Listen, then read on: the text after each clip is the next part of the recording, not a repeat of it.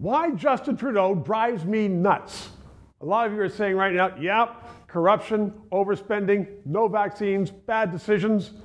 However, Bob Ramsay, a media communications guru, has written an article saying he knows why Mr. Trudeau drives him nuts, and he joins me right now. And it's not for those usual reasons why he drives a lot of Canadians nuts. Why does he drive you nuts? He drives me nuts, and has for years, because of the way he speaks, which is strange because he doesn't have a speech impediment. He speaks English perfectly well, and French, I'm sure, even better. Lots of ahs in there. Lots of ahs in there, and there have been embarrassing moments. But the reason he drives me nuts is that he is always talking about the process and not the result. And you feel he's on stage and he's acting. So for example— So it's not what he is saying, it's how he is saying it. It's how he's saying. He's saying it like a kind of overblown high school drama teacher. And it is no coincidence that he was a high school drama teacher. And was he overblown? But everything is just a little too loud and over-articulated. And people like that never make it to the Stratford stage because we sit there and go, that's fake. So Bob, are you suggesting then that some Canadian politicians, like our Prime Minister, could not make it on the stage and therefore they're in office?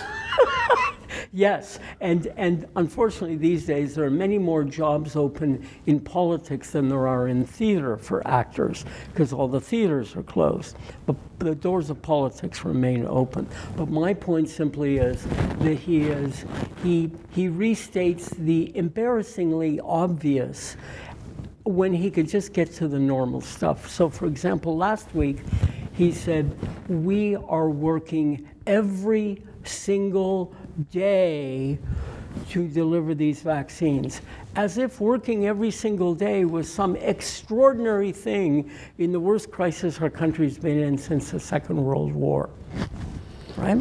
So he should be working every single day. Of course he should, of course. Like, why aren't you? So, you know, it's kind of, I have a sense that if I went up to him and I said, say buddy, could you tell me the time? He would say, we are working, our government is working around the clock to be able to tell Canadians the accurate time whenever they ask, 24 hours a day.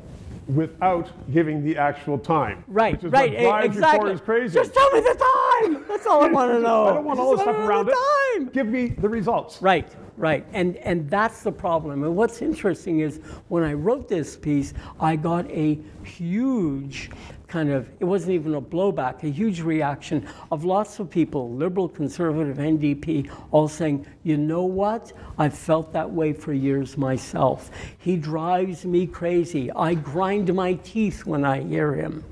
And the thing that really bothers me is, you know, politicians like votes and they like to win, and when they appear to be losing votes by the way they speak, you would say, maybe you can speak better. He seems oblivious to this.